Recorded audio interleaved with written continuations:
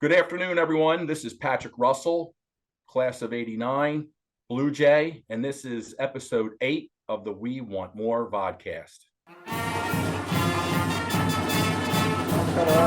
Winds up, big scores another one for Hopkins. The test was just called right in there. Shot to goal right out front. The Blue Jays does not wear a brace. Never has shown any adverse effects. Harrison with it. Big shot. Scores! Kyle Harrison goes high. That's it. It's over. Johns Hopkins has won its ninth national championship. Pete, good afternoon. This is episode 8. Just want to allude quickly, my jersey number, so this is going to be a special episode. Thanks for joining us today. I know you had practice this morning. For sure, yeah. No, happy to be here. Okay, Pete. There's a real insight to this podcast and an intention that we started at the beginning of the year, win or lose. Let's talk about the Jays, what you see, what you learned. We knew this in the previous podcast, that Navy is always a tough game. It's a rivalry. It was a 93rd matchup. They always come to play regardless of the record of either teams. Tell us what you think about that game on Friday at Homewood. Sure. It was tough. It was ugly at times. It was physical and hard fought. I thought our guys continued to compete and to challenge them. I think we got up early and maybe got a little sluggish after that. And then when I think the game got towards the later stretch, might have gotten a little tight and maybe missed a few of those opportunities. We let their goalie get hot, and in the fourth quarter, he made some big ones. We just can't go through a dry spell like that, turn the ball over in the crucial periods in the middle of the field, and that stretch through the second and the third quarter just really wasn't enough for us. To get through the fourth quarter and expect that that we can make the plays and the comebacks that we need to in the short time. I mean, I think the confidence was always there, and we expected it, and the guys kept talking about it on the sideline. I heard great voices and different guys speaking up in huddles and things like that, but we ran out of time, and that's what you're given, 60 minutes, and sometimes you get a few more if it needs to be, but at the end of the day, they earned it. They made some big plays. They won faceoffs and scrapped like crazy for those. Goalie played great, like I mentioned. Defense was tough, but we just need to be sharper if we're going to win with our schedule. It was noted to me that in the last 27 meetings between Hopkins and Navy, 13 of those have been 1-goal / overtime games. So there you have it. Not an excuse. Sure. Daly was hot. I know that we. For these vodcasts, I tend to watch the game as a fan, and then I watch it a second time for our conversation.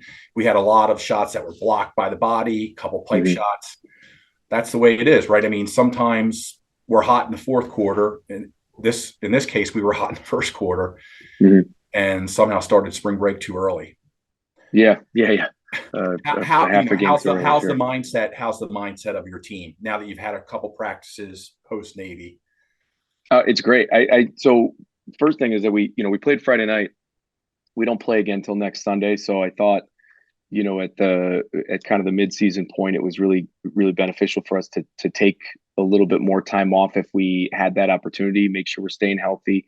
And I think, at this point in the season, maybe kind of just giving the guys a little bit of refresh in their brains, a little bit of emotional break from the everyday monotony of kind of in and out of here. And I think they love the grind. They love being a part of this. They love the workouts, the practice, but sometimes, shift your perspective a little bit, get some time off, go, have a barbecue with the boys. And then let's, you guys talk about things off the field, away from the facility, spend your time together.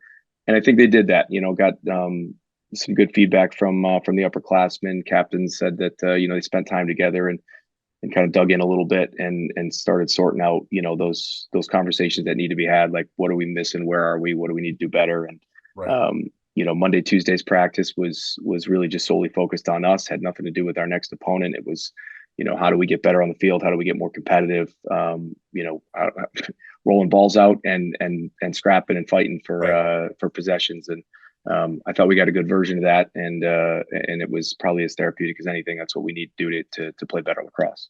Right. Understood. And as I mentioned to you earlier, we're not trying to be in the locker room, but we're trying to actually put our cup up to the door. Just give us one or two things that you're like, man, from that Navy game, here's where we need to improve. Like, I know there's probably a list, but it's like, what are the one or two things where you're like, we need to improve on this? Sure. Yeah. I mean, the consistency is probably the biggest piece, is that we can't play one quarter here, one quarter off. We can't have 10 great possessions in a row and then 4 terrible ones or anything like that.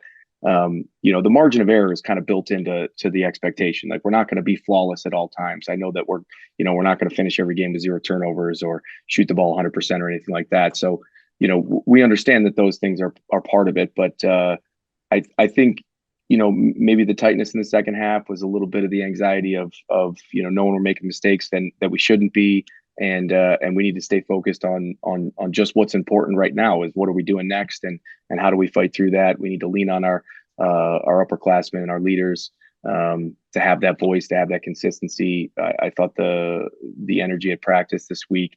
I thought, Scott Smith was overly vocal and really positive and supportive in the way he was communicating and leading. I thought Dylan Bauer was similar. I thought, a lot of the upperclassmen kind of follow that same theme. Like, they don't wait for someone to speak up. I think they look for the opportunity or the need and fill that void. So I was, pretty happy and pretty excited about that response. Good. Yeah. A lot of times it's just about how you bounce back. Not to get scientific or technical here, but we are a scientific and technical university, and we do have scientific and technical fans. Some might call us nerds, but just like 2 questions. At some point, we do sort of this invert zone. Coach Kester probably knows more about this than any of us, but when is it that you decide to do a zone versus man-to-man? I know in the broadcast. Yeah, I mean, so it's not like a blanket policy. I would say it kind of depends on the game and the situation, whatever strategy is fitting with the game plan. I think sometimes we don't do it as much. Sometimes we do it a little bit more.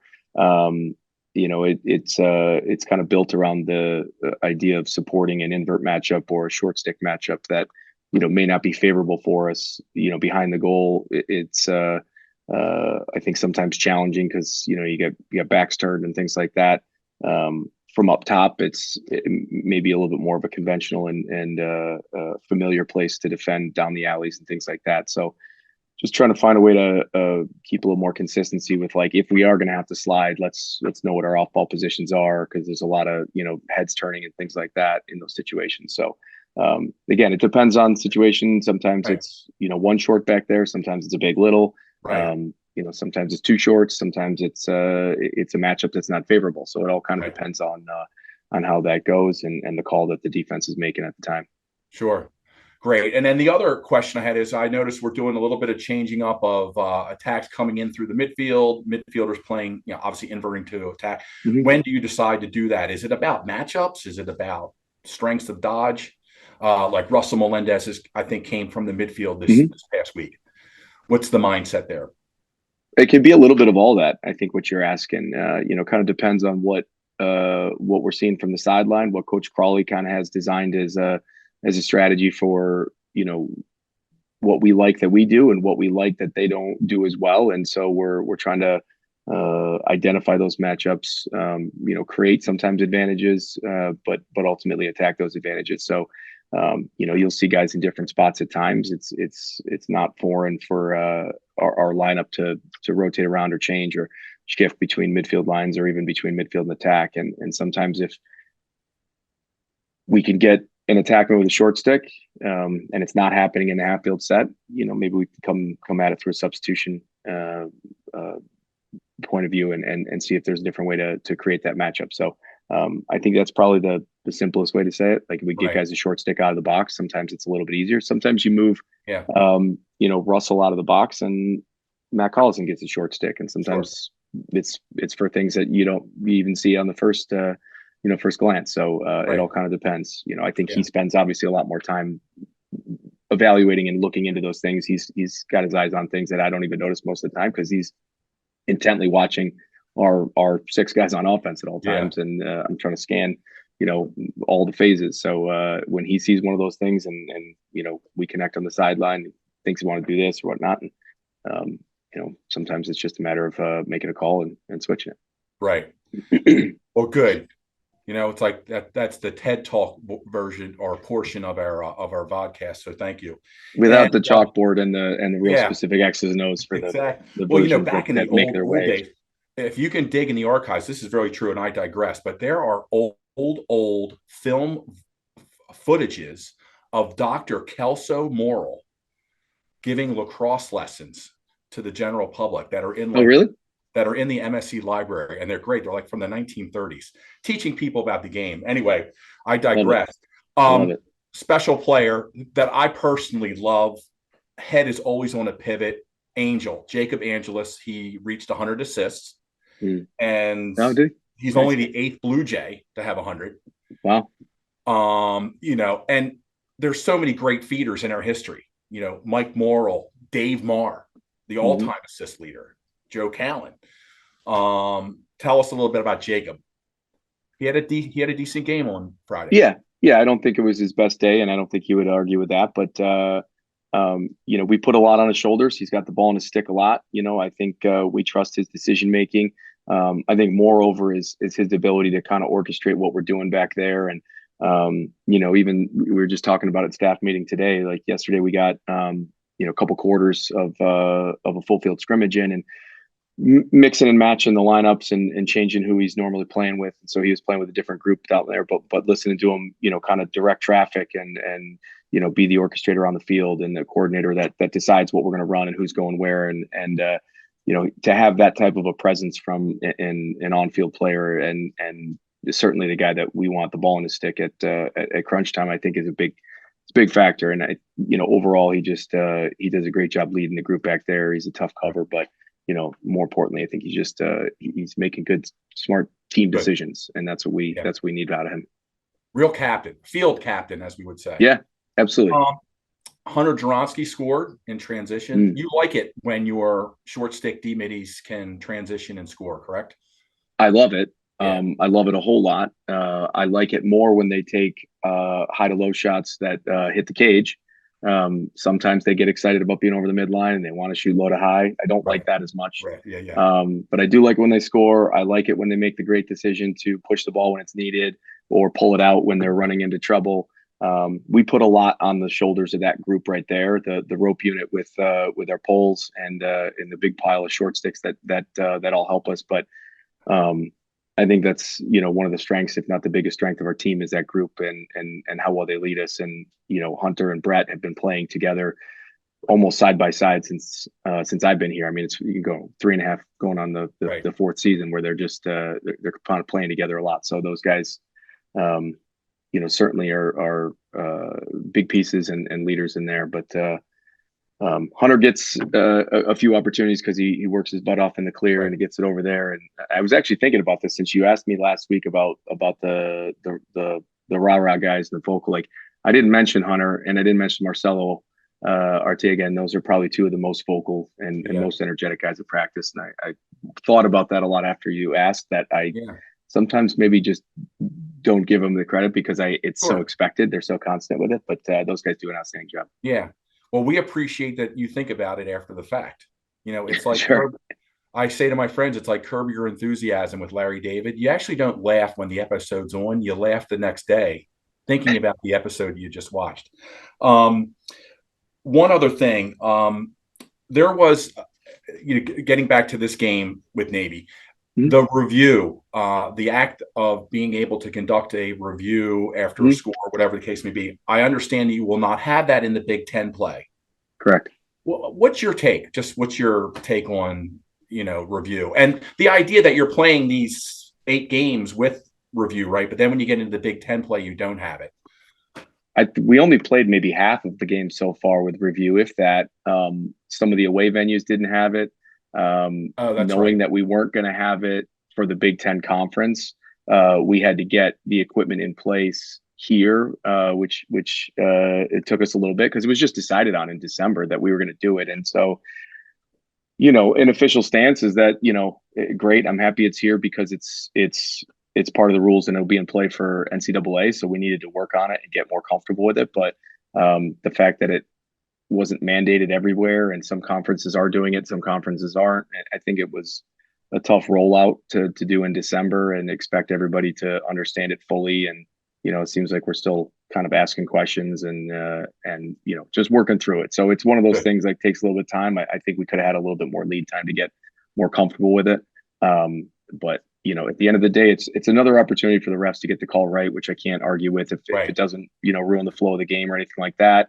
Then I'm okay with it. But I just, like anybody else, I want to make sure that the best version of the game is played, and that if that requires the refs to take a second look at it, then I'm fine with it. I mean, it exists in most other sports now anyway. So, people are going to talk about the Final Four last year for the next 10 years. Sure. So, yeah. Okay. So we're moving on to Rutgers, and always tough to play at Rutgers. A reminder, that game is this Sunday. I know with Big Ten play for our fans, a lot of times we do play Sunday games. It'll be Sunday, March 24th, 4:30, Big Ten Network. Tell us about Rutgers, what you want to look out for, what what we need to be careful of. Well, we're entering into Big Ten play, so it's kind of the turn to the second stage of the season, or really the second season here. Every game in Big Ten play, is a little bit more intense, a little more I don't want to say important, but significant, because this is going to factor in very immediately to tournament seeding and things like that. So we really control our own destiny with how we want to, where we're going to end up and how we get there. It is a tough place to play. They play well. They get a good turnout for games. It's got a good environment. It's a big football stadium, so it's a different environment than we usually play in. There'll be a little bit of an adjustment for that. They've been a pretty consistently good team for a while. So, I know they got good systems in place. They recruit well. Big physical athletes that run their systems well. So, they've been facing off well. They're saving the ball. They're playing pretty good defense. They've gone head to head with some tough teams and done pretty well. They just came off a 1-goal win the other day, which was pretty impressive. So we like every game in our conference, it's going to be a full test for sure. Pete, excuse me, but who did they just beat this past weekend? UMass. Oh wow, okay, yeah. Good game with UMass. Always physical, and I definitely think a lot of respect for the UMass program too. People talk about what a crazy place it is to play up at UMass too. Their they have two great players in Shane Knobloch and Ross Scott, so I know we'll keep an eye out for them. They've obviously been scouted. Yeah, they're excellent. Yeah. I noticed, I did a little sort of geeky statistical research here. Coach Breck is one of the longest tenured coaches in the Big Ten, highly respected. Quickly in the Big Ten, Coach Breck, I might have my numbers off by a year or two, 13-year coach in the Big Ten, or at Rutgers. John Tillman, maybe 13 or 14 years. I didn't realize Jeff Tambroni's been at Penn State 14 seasons. So you're one of the young ones. You're for sure. One in the Big Ten there. So, yeah. Me and Kevin Connery at Michigan, and so make sure you go up there and show him who's boss, right? Yeah, for sure. All right, listen. Getting to the fun part now. Okay. I did this last week, and I really enjoyed it because it's nice to know a little bit about the team. Nice for you to think about it a week later to say, hey, I forgot about this guy. Yeah. Tell us, who's the smartest player on your team from an academic standpoint? Well, smartest is a difficult term to fill in. I'm talking like book smart, grade. Yeah, academics. I mean, Patrick Dean's mechanical engineering major with a really high GPA. He does outstanding work. Nick Lane, your jersey number, is neuroscience, wants to be an eye surgeon, does a great job. Stuart Phillips, one of the higher GPAs. Jack Charbonneau is another junior, did really well this fall. I'm trying to think who else is Bo Zuluk, really strong performer in the classroom. There's a lot of those guys. I mean, that class Brennan Grimes is a good student. There's just a lot of them, but I guess if you had to hold me down, I'd probably go with Pat Deans just because I know his GPA was through the roof last semester, so he's probably going to take the crown right now. That's wild. Kind of reminds me of my teammate Brennan Kelly. He was kind of in the same sort of academic. Oh, really? That's good to know. Yeah, no, I kid, of course. Was he a mechanical engineering major too, or was he aerospace? All right. Most likely team member to enter politics. Boy, oh boy, that's a tough one. I might have to look at the.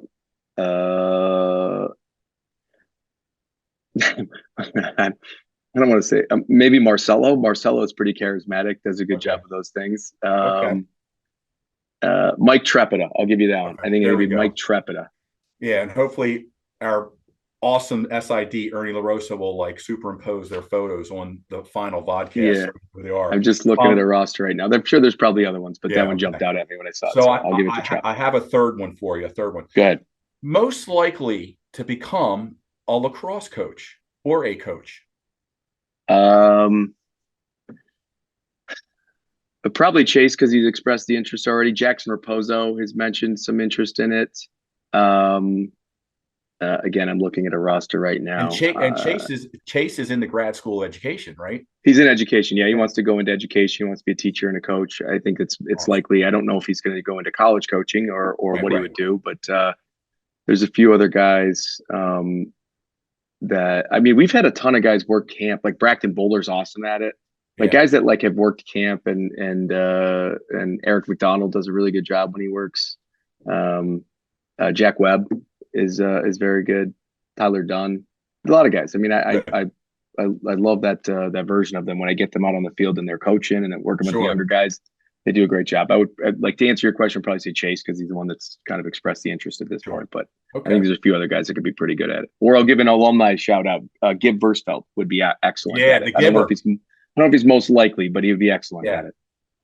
A very short tenured Blue Jay, but very beloved. The Gibber is. He's the best. I forgot to do this with each question as we're wrapping up here. I forgot to do this. Smart players. In our day we had Del Dressel. Sure. Dr. Dressel. Yeah. The great Milford Marchant, one of the most beautiful players in the midfield next to AJ Hogan was Milford Marchant, who I believe is a doctor now. Mm-hmm. And then we can't forget Chris Watson, captain of the 05 team. Mm-hmm. Pride of Yorktown. I think he came to Hopkins with a 1600 SAT. Get out of here, really? And was like a young trustee, and also shout out to Waddy, who's living in Ryan now. Wow. Can't say I know of anybody really heavily into politics, but it was also nice during the opening weekend from a coaching standpoint to meet Mike Pellegrino, who has been coaching it for the New England Patriots. Yeah. And you can see why he is a leader and why he was a two-time captain. So yeah, he's awesome. We had him come back and talk to the team, and it was great. Like he just he has just such a strong connection and authenticity that it really resonates with the guys. Sure. So as we close and we talk about those who will become great coaches, we will be remiss if we didn't acknowledge our great assistant coach, John Crawley. Coach Crawley got engaged Sunday at Homewood Field. Mm-hmm. And as I like to say, engaged to the better lacrosse player at Johns Hopkins, Miranda Abello.